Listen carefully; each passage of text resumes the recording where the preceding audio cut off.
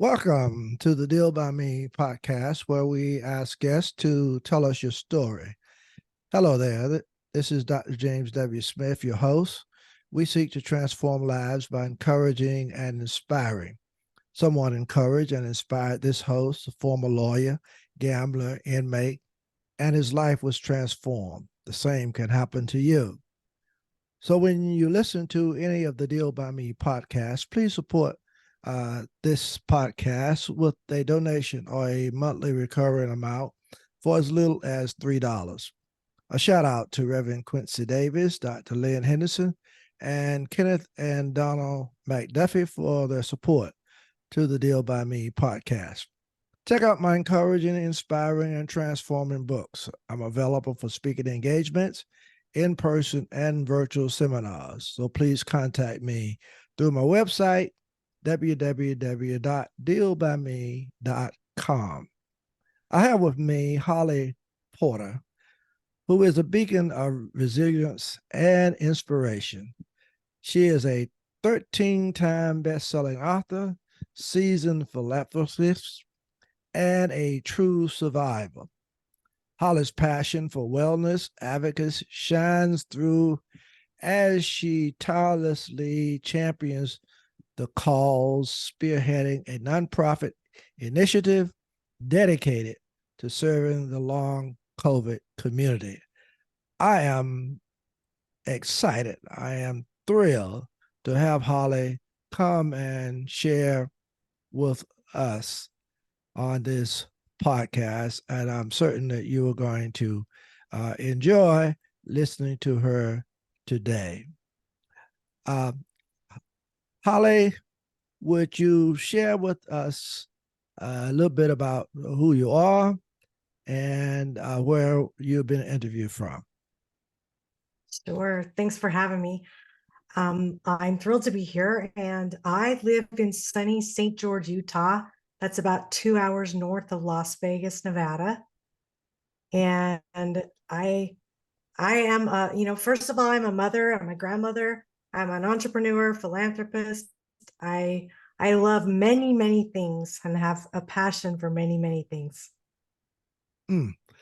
Well, Holly, I've had the opportunity to look at your profile, and you are very involved, an exciting guest, and I'm thrilled to have you with us today.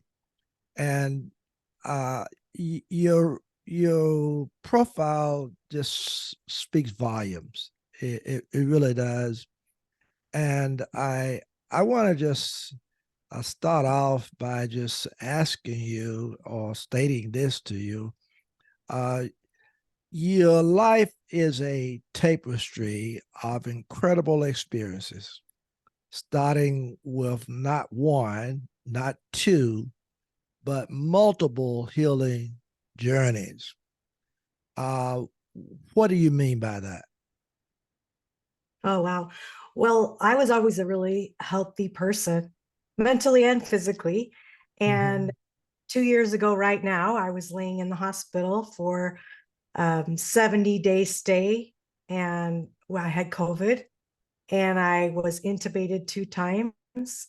I had a trach, I had sepsis, a couple other infections I can't even say, and many days I should have died, but I didn't. I'm here. It doesn't go along without its challenges, and I walked in the hospital with 0 drugs, and I walked out with a dozen. And I'm happy to say now I'm drug free after 2 years, but I have long COVID.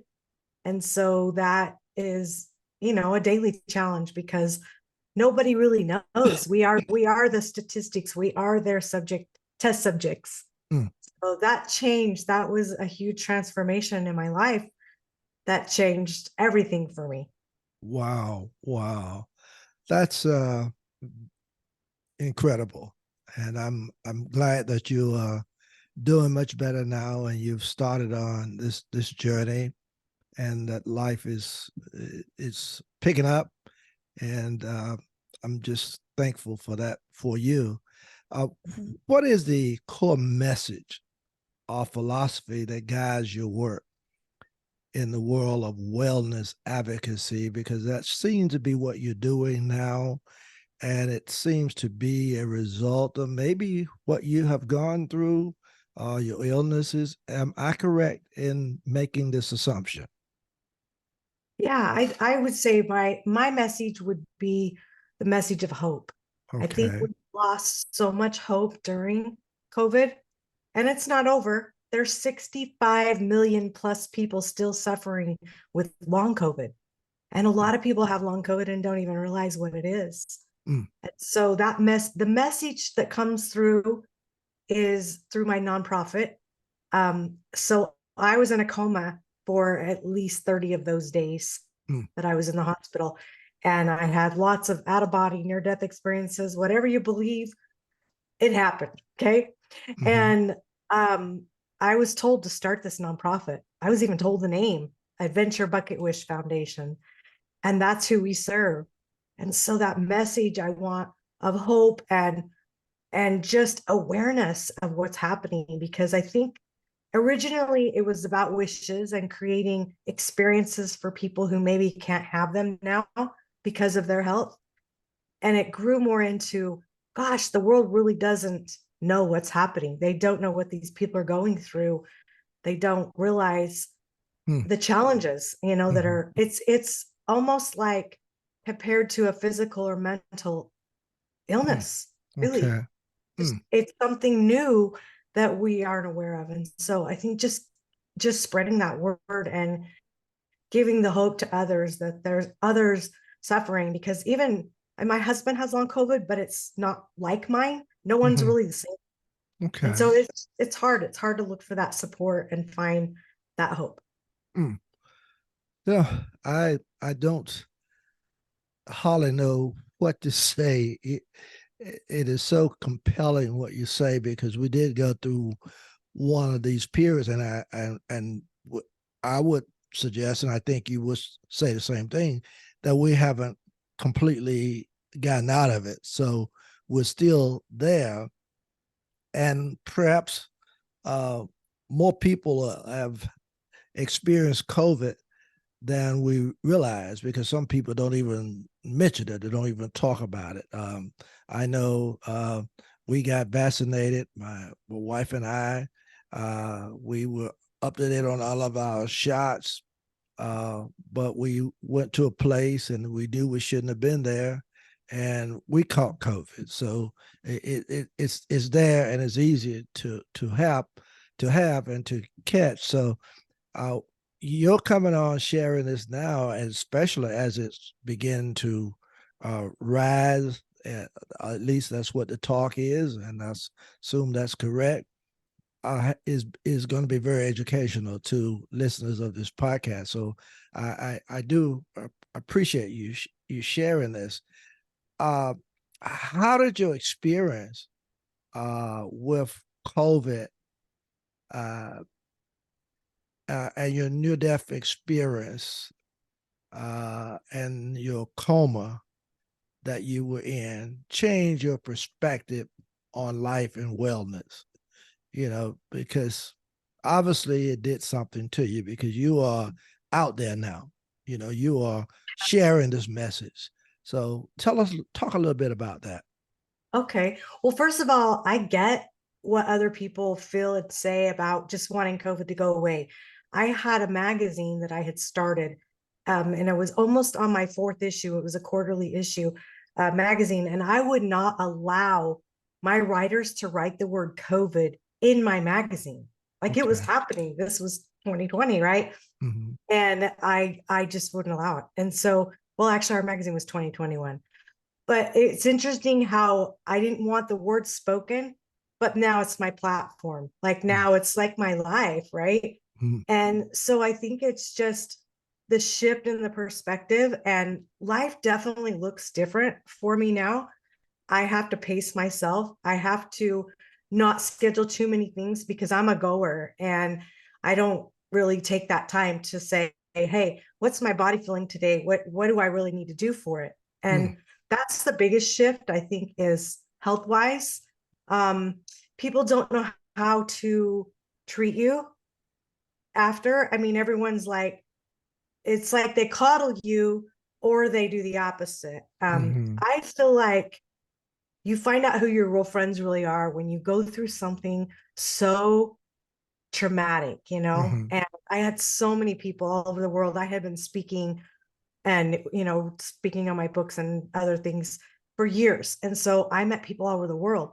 And so I had people praying for me all over the world. Mm-hmm. And yet my own closest people to me, I felt like weren't my best support. Does that make sense? And Mm-hmm. so Sure, sure. just really figure out who those true, honest, real, humble, you know, kinder people are in your life. And Mm-hmm. it's okay sometimes if they're not family, you Right. know? And so I think just having everything fall apart, I don't know if I've had people say, maybe you're just vibrating at a higher level Mm-hmm. because of where you were, what happened to you, and so it doesn't match anymore with people's energy. I don't know what that answer is because I Mm-hmm. want to just love everybody and I want everyone to love me. I know that's not possible always, but anyway, we need more kindness, you know, we Okay. just need to treat people better. L- Let me ask you this because I think it's really important for listeners of this podcast to hear. What is it that you do now? You know, uh, are you a nonprofit?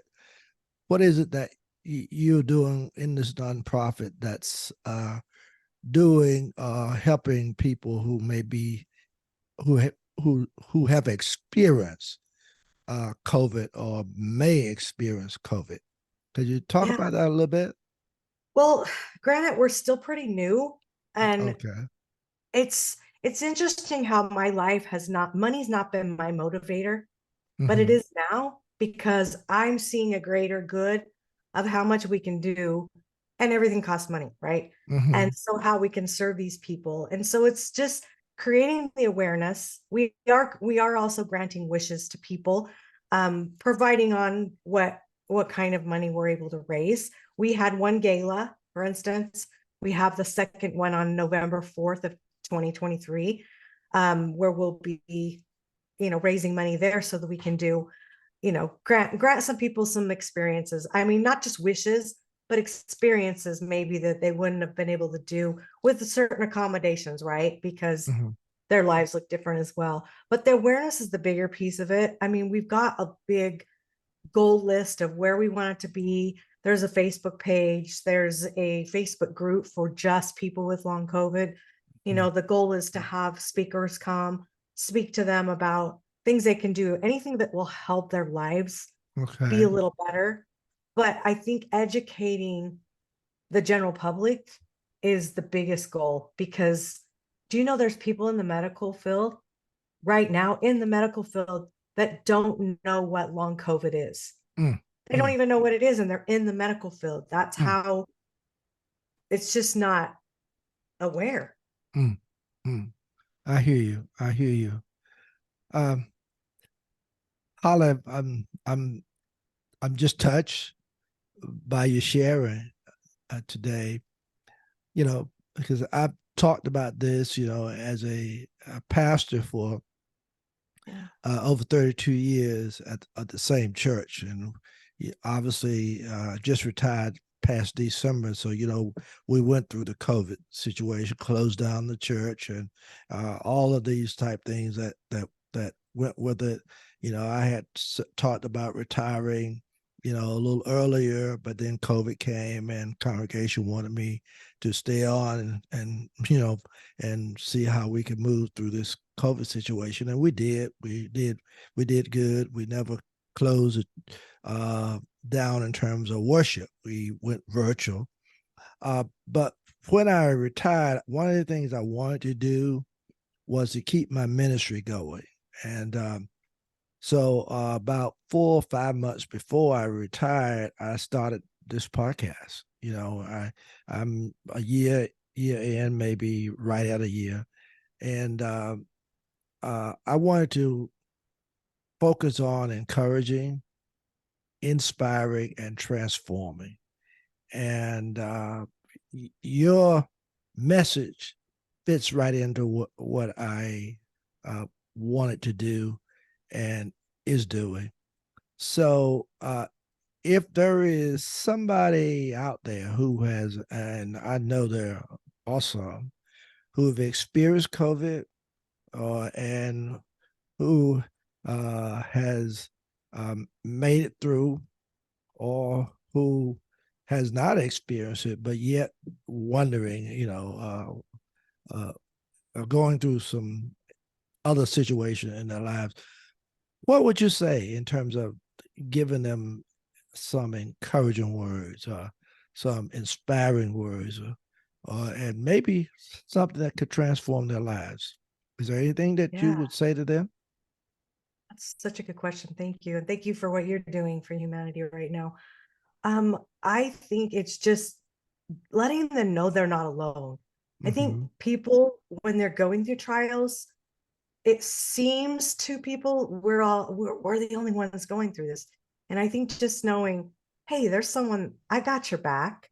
Mm-hmm. I can understand, and figure the coping is, I think, what needs to happen, like figuring out ways, because different personality styles are going to respond differently to different help and Right. inspiration, right? And different people for that matter. And Mm-hmm. so, first, I would say if you're a long COVID, I would love for you to come. If you're on Facebook, jump on our Adventure Bucket Wish Foundation page, Mm-hmm. and then go. If you have long COVID, then we want you in the group. It's very small right now. Okay. I could use help. Yeah, I'm Obviously, yeah, go no ahead. go. No, I was just going to tell you, I'm going to give you the opportunity to share how folk can get involved, or how they can learn more about you. Uh, before this show is over. Uh, Yeah. right at this point, I just kind of wanted you to give them some encouragement, and maybe that's what you were doing, saying, be a part of what we're doing, and that's okay. So I didn't want you to think that you wouldn't get a chance to share. Oh, Yeah, because I'm going to do that for you, because I think it's very important. yeah. Well, I think it's just getting that support. But Okay. one thing I found when I get down, I never had anxiety or depression in my life, or PTSD for that matter. But Mm-hmm. take someone's breath away for that long, stick him on a ventilator for that many days. 50 days I was on a ventilator. Wow. So, you look at things a little bit differently. And so there's those fears that I never had before. So I guess people with long COVID don't have to have gone through the extremes I did, right? Mm-hmm. To have it. I mean, you don't have to have been hospitalized. You could have had a COVID for 3 days and still have long COVID. Mm. So I think it's just that education people don't understand. So just know their support, and know that you have places you can reach out to. Because I think, from my understanding, there's other Facebook groups I've been on. And from what I've seen, other people, they don't know who they can talk to because Okay. it's new. Okay. So unless you talk to somebody, unless you've had cancer, someone Mm-hmm. with cancer can understand that better than someone with not cancer, right? I got you. Okay. It's what's well said.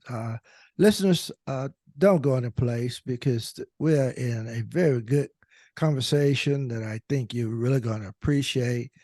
So hang on. We got some more questions and some more discussion that we want to have with Holly. But first of all, let me ask Holly, if somebody is interested in your work, your books, and obviously you're a 13-time best-selling author. Uh, how will they contact you, or how can they, learn more about what you do? Would you share that with them now? Sure. So the easiest to remember or jot down is my website, hollyporter.com. And you can get everything on there. There's a store on there. You can get them on Amazon, my books. There's an Okay. Amazon page. Yeah, if you want to reach out to me there's a contact page there. My email is just holly@hollyporter.com if you want to reach out. Okay. That'd be great. Okay. Yeah. Okay. Well, thank you. I know listeners will be very interested in knowing that. I am really amazed, I guess, just intrigued with what you're doing. because I've experienced so much of what you're talking about myself and with friends. I had a very good uh, minister friend who, when COVID first came, uh, caught him, and he had lung cancer, and Mm. I mean long COVID, and stayed in hospital just like you did. So, and I mean he's doing okay now, uh, but it was amazing, and we were worried about him, prayed for him, uh, but so I know exactly what you're saying, and it's just really touching. Uh, also had my home church pastor, and this is, and I don't know whether it had anything to do with that, but I was told that he had COVID earlier, was doing well, uh, just up and about, uh, at the church on a Friday, uh, at church on a Sunday, and Monday, uh, he was he had died.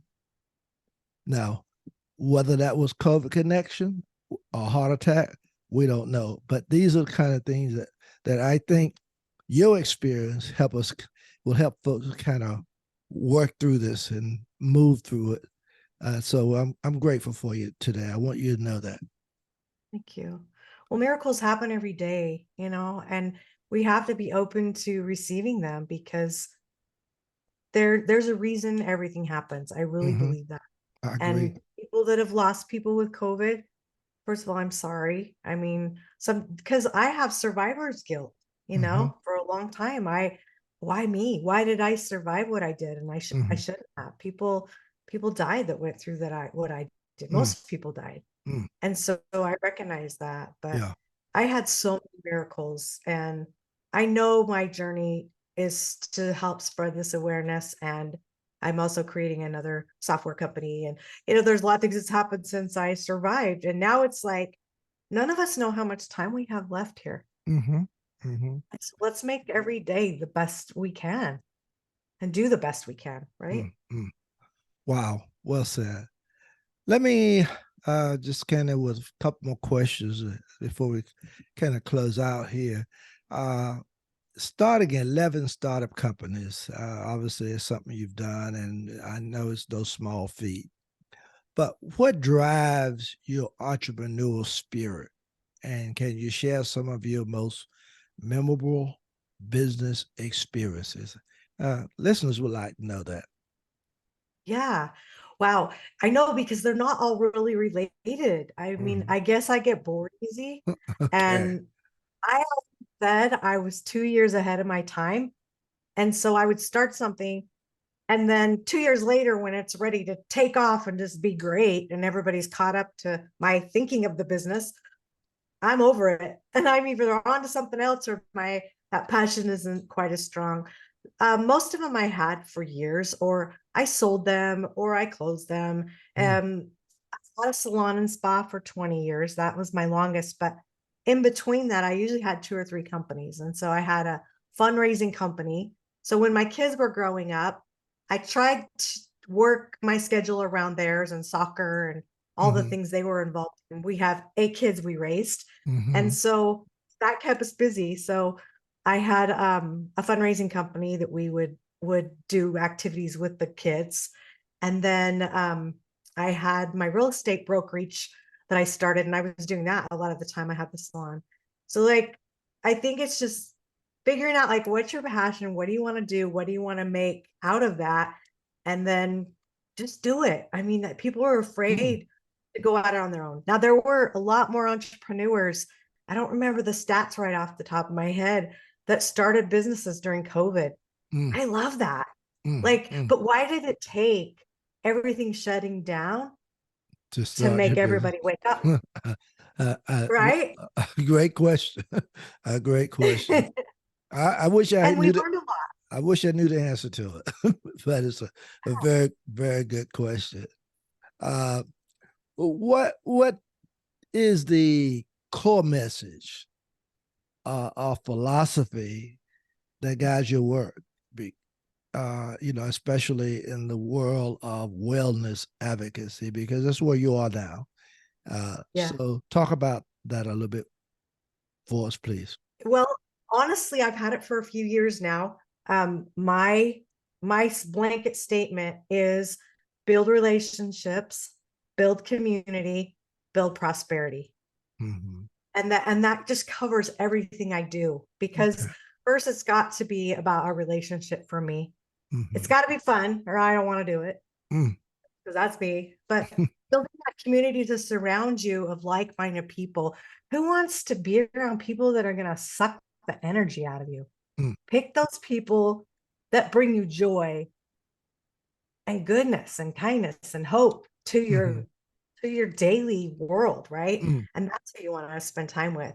And then Okay. prosperity isn't all about money for me. Mm-hmm. You can be Mm-hmm. prosperous in love, in life, in relationships. There's so many things that create prosperity. So that's I guess what I would say. Well, mm, there you have it. There you have it.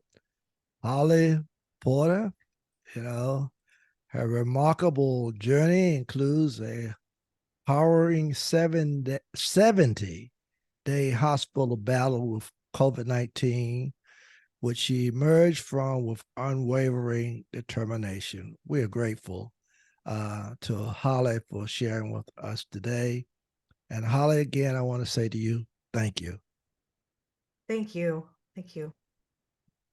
And now, may peace, love, and joy be with you until we meet again. Thank you.